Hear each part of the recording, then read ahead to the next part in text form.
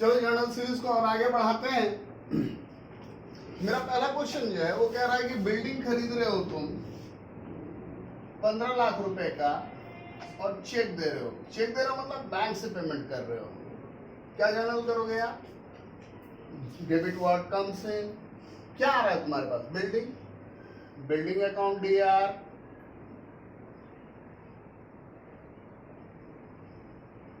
और बैंक से पेमेंट कर रहे हो टू बैंक अकाउंट। कितने का खरीदे हो? 15 लाख का। डाल दो 15 लाख।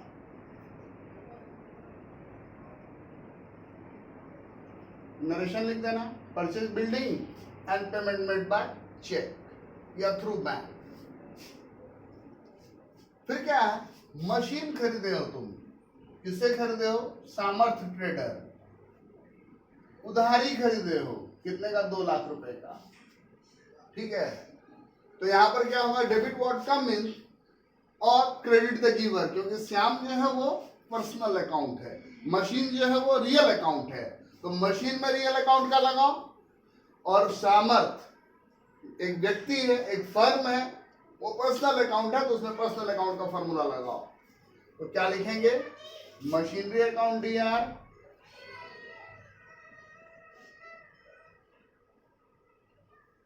कितने का? 2 लाख का, और टू सामर्थ ट्रेडर्स।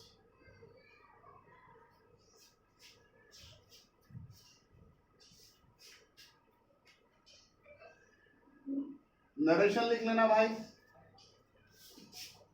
अब क्या है, जब कोई भी एसेट खरीदते हैं तो उसके फर्स्ट टाइम इंस्टॉलेशन वगैरह में जितना खर्चा होता है, मान लो मशीन खरीदे, ट्रक से लाए होगे तो उसका कैरेज, उस ट्रक से कोई उतारेगा मशीन को, क्रेन वाला बुलाओगे, उसका किराया, कोई इलेक्ट्रिशियन को बुलाओगे वो फिट करेगा, प्लम्बर को बुलाओगे, कारपेंटर को बुलाओगे, या जो मैसन होता है उसको बुलाओगे कि भाई मशीन का बेस बना दे।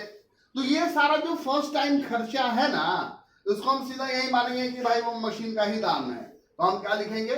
Machinery account DR, machinery account DR to cash. ये छोटा खर्चा है 2000 रुपया। अब देखो तुम्हारे मन में एक चीज आ रहा होगा कि सर मेरा 2 करोड़ का बिल्डिंग है, थोड़ा सा टाइल झड़ गया था, मैंने मजदूर को बुलाया और मैंने उसको कहा कि भाई टाइल एक चिपका दो। मजदूर आया, उसने टाइल चिपकाया, 200 रुपया दिया मजदूर को जो आया। अब सर इसका जर्नल क्या करूं? मैं लिख दूं building account DR to cash? ना भैया, तुम 200 रुपया में बिल्डिंग नहीं खरीद रहे हो, तुम लिखोगे repair account DR to cash. 200 की बिल्डिंग मत खरीद लेना, बता दे रहा हूं, है ना, नहीं तो एरर हो जाएगा। और ये जो एरर होगा इसको बोलेंगे एरर ऑफ प्रिंसिपल, तो वो गलती मत करना। अब क्या है? इंटरेस्ट ड्यू हो गया बट नॉट रिसीव्ड। तुम्हारा पैसा बन गया किसी के पास, लेकिन अभी तक तुमको मिला नहीं है। तो मिला नहीं है तो क्या हो गया? तुम्हारा बन गया है, तो accrued interest account DR to interest. ये चौथा।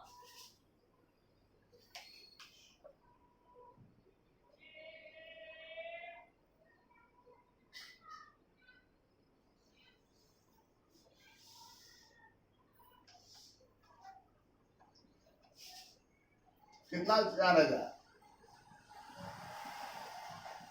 सर आज ड्यू हुआ है, कल मिलेगा। तो जब मिलेगा सर उसका क्या एंट्री करेंगे? तो जिस दिन मिलेगा ना बाबू, उस दिन लिख देना कैश अकाउंट डीआर, कैश आ गया, और टू अक्रूड इंटरेस्ट, है ना। अब आगे क्या है? Salary due to staff 25,000। Salary due हुआ है तो उसका सही तरीका क्या है? Salaries account DR to cash, payment कर दो। तुम तो पेमेंट कर नहीं रहे हो, तो तुम क्या लिखोगे? Salaries account D R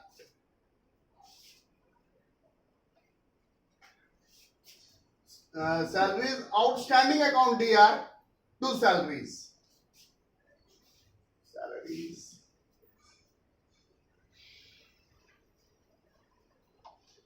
salary loss है टू सैलरीज आउटस्टैंडिंग, आउटस्टैंडिंग। कितना रुपया ड्यू हो गया भाई? 25,000। सर आज आउटस्टैंडिंग हुआ है, कल को पेमेंट करेंगे, ऑब्वियसली पेमेंट करेंगे, किसी का पैसा थोड़ी ना मारेंगे। तो जब पेमेंट करेंगे तब क्या लिखेंगे, तब लिखेंगे आउटस्टैंडिंग सैलरी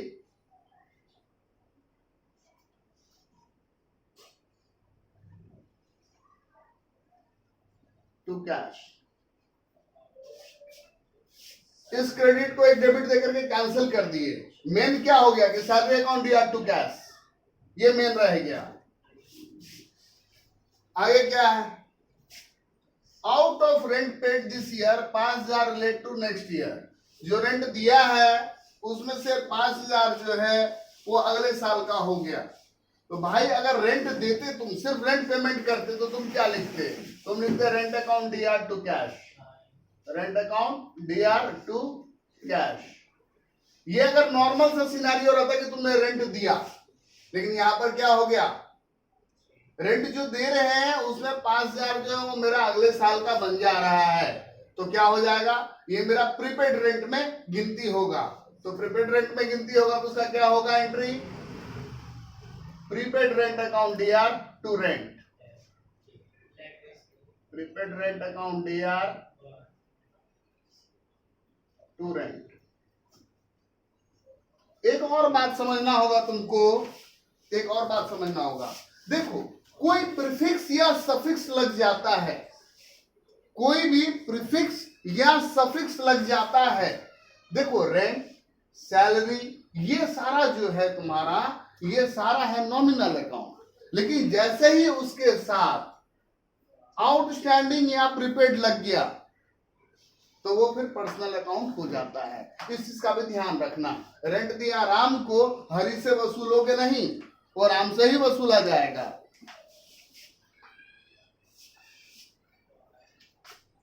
फिर क्या है भाई, 10% डिप्रिशिएशन काटना है। फर्नीचर खरीदे हो 5,000 का, उस पे 5,000 के फर्नीचर पे 10% डिप्रिशिएशन काटना है। तो जब फर्नीचर खरीदते हैं तो क्या जर्नल करते हैं, जब फर्नीचर खरीदते हैं तो जर्नल करते हैं furniture account DR to bank, है ना।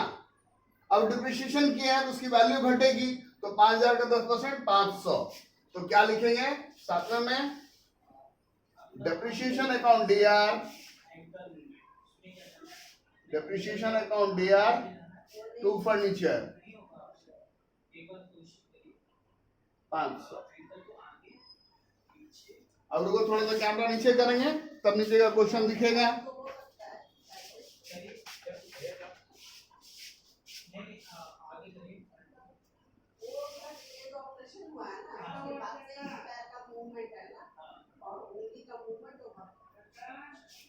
चलो आगे,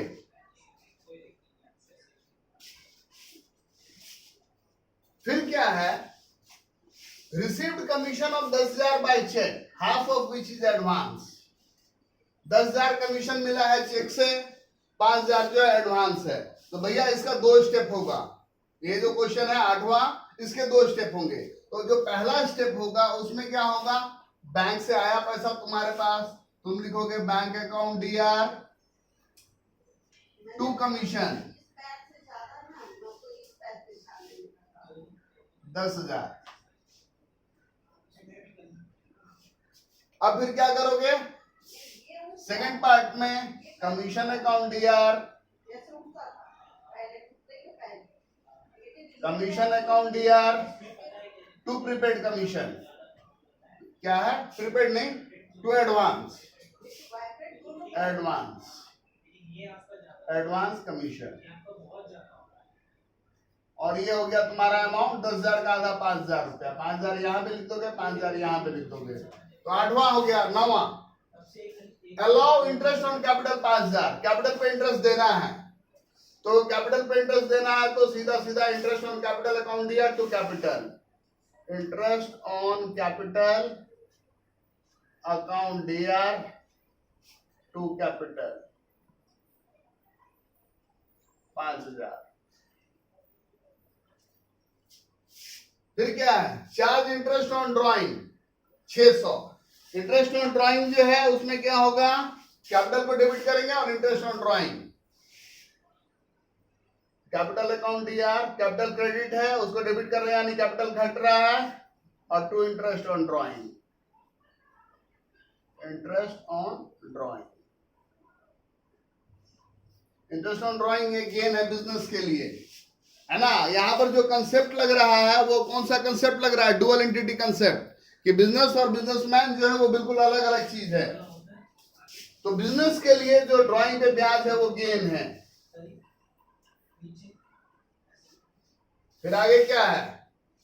5,000 due from Rohan are irrecoverable. Rohan जो है 5,000 रुपया लिया और फ्लाई कर गया। फ्लाई कर गया तो क्या होगा? Bad debts account DR, bad debts account DR to Rohan 5,000 रुपया।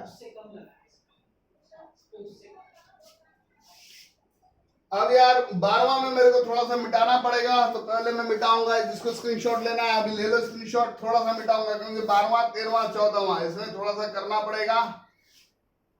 ठीक, तो 14th वाले में तो काफी सारा कैलकुलेशन है, थोड़ा थोड़ा दिखाना पड़ेगा, तो इसलिए मैं मिटाऊंगा। ले लो स्क्रीनशॉट 7वां 8वां 9वां 10वां का, ताकि आगे कर सकूं। उम्मीद करता हूं कि ले लिया होगा या लिख ही लिया होगा यार इतनी देर में। इतना स्लो भी तुम लोग हो नहीं। यंग जनरेशन हो, वेरी एनर्जेटिक, वेरी टैलेंटेड, और क्या बोलूंगा, एडजेक्टिव कम पड़ जाएंगे तुम लोगों की तारीफ में, है ना। अब क्या है? हरि को उधारी बेचे थे, बेचारा दिवालिया हो गया, ठीक है, और उसकी 60% की रिकवरी हुई। 10,000 का लोन था, 10,000 बेचे थे, 60% का रिकवरी हुआ, यानी कितना? 10,000 का 60% कितना हुआ? 60 पैसा इन रुपी, यानी 60% की रिकवरी हुई। तो क्या होगा? कैश में आ जाएगा कितना? कैश अकाउंट दिया 6,000 आएगा, बाकी डूब गया तो बैड डेट्स अकाउंट दिया, बैड डेट्स अकाउंट दिया 4,000 डूब गया। और 2 किसके पास डूबा है भाई? हरि के पास, टू हरि अकाउंट।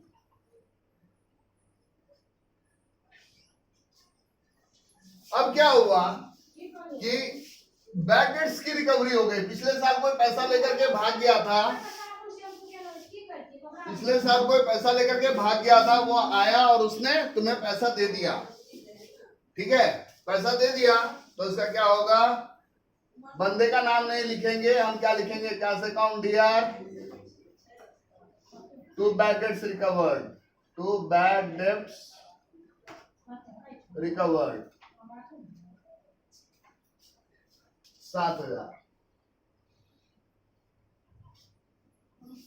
अब ये 14th क्वेश्चन देखो कि 2 लाख का सामान है, ट्रेड डिस्काउंट है 10%, तुम उसका 40% पेमेंट कर रहे हो, जिसमें कैश डिस्काउंट मिल रहा है 5%।